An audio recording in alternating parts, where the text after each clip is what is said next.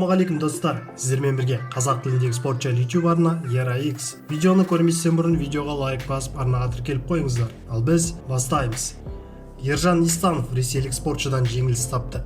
Қазақстандық аралас жекпе-жек шебері Ержан Истанов Алматыда өткен аса 102 турниріне қатысты. 62 келілік салмақ дәрежесінде спортшыға жеңіліс дегенді білмейтін ресейлік Хусейн Шайхаев қарсылас атанған.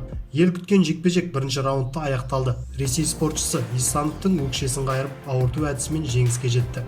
Айта кетелік, бұл Исановтың спортшылық мансабындағы 9-шы және 2-ші рет қатарынан тапқан жеңіліс еді. Шайхаев 8 жекпе-жектің біреуінде де жеңіліп көрмеген.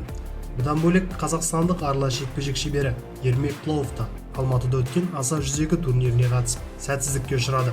Жеңіл салмақ дәрежесінде Плоов ресейлік ардагер Венер Галиевпен кездесті. Жекпе-жек 2-ші раундта аяқталып, Галиев нокаутпен жеңді. Аса 102 турнирінде қазақстандық аралас жекпе-жек шебері Шахмарал Жетпісовтың де жолы болмады.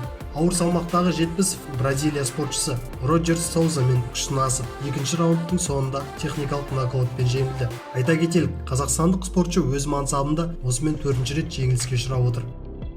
Гайти Дазаев қырғыз спортшысынан жеңіліп қалды.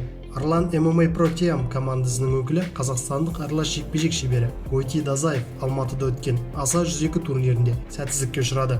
Дазаев жартылай орта салмақта Қырғызстан сарбазы Алтынбек Мамашевпен кездескен болады. Жекпе-жек бірінші раундтың соңында аяқталды. Мамашев қарсыласын техникалық нокаутпен жеңді. Нұрсұлтан Қасымханов жалғыз қазақстандық жеңімпаз. Қазақстандық MMA шебері Нұрсұлтан Қасымханов аса 102 турнирінде бақ сынады. Қасымхановқа ресейлік Александр Пидусин қарсылас атанды. Жартылай жеңіл салмақта өткен кездесуде қазақстандық спортшы төрешілер шешімімен жеңіске жетті. Алматыда жеңіске жеткеніме өте қуаныштымын. Қазақстан алға. Аса мықты қарсыласпен кездестім. Қолдауларыңызға рахмет, деді Қасымханов жеңістен кейін. Айта кетейік, аса 102 турнирінде Қазақстанның 7 спортшысы жекпе-жекке шығып, тек Нұрсұлтан Қасымханов қана жеңіске жетті.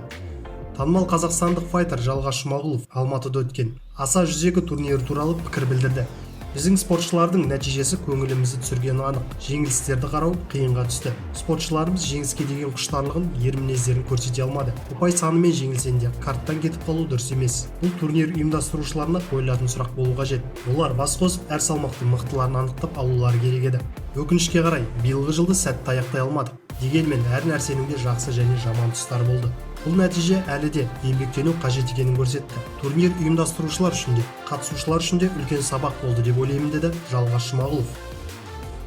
Аталмыш турнирде ресейлік спортшы чемпиондық белбеуін қазақ халқына тарту етті. Кештің басты жекпе-жегінде ресейлік спортшылар Альберт Туменов пен Беслан Ушуков чемпиондық атаққа таласты. Бұл жекпе-жекте жеңіске жетіп, белбеуді қорғай алдым. Қолдау білдірген барлық жанкүйерге ризашылығымды білдіремін. Бұл мені барлық уақытта ынталандырады. Сонымен қатар Беслан Ушуковқа денсаулық тілеймін. Ол тамаша спортшы, әрі лайық азамат. Қолдау білдірген Қазақстанға рахмет, керемет болды, деп жазды Альберт Туменов инстаграмдағы парақшасында. 5 раундтық жекпе-жектің 2-ші раундында Туменов қарсыласын нокаутқа түсірген болады. Осыдан кейін ресейлік спортшы чемпиондық белбеуін Қазақстанда қалдыратындығын айтты. Бұл белбеу дәл қазіргі сәтте мендегі ең құнды дүние. Қазақстан мен үшін, халқым үшін 2-ші отан саналады. Бұл белбеуді барша қазақ халқына қалдырғым келеді. Менің халқымды осы жерге қоныс аударғанда шынайы көңілмен қарсы алған болады. Сол үшін үлкен ризашылығымды білдіремін. Қазақ халқына менен естелік болу үшін осы белбеуді Қазақстанда қалдыру туралы командамен, достарымен шешім қабылдадық, деді ол. Сіздермен бірге болған қазақ тіліндегі спортшы YouTube арна ERA-X. Арнаға жазылуды ұмытпаңыздар, күн сайын жаңа видеолар біздің арнаға шығып отырады. Ал мен сіздермен қоштаспаймын, келесі кездескенше.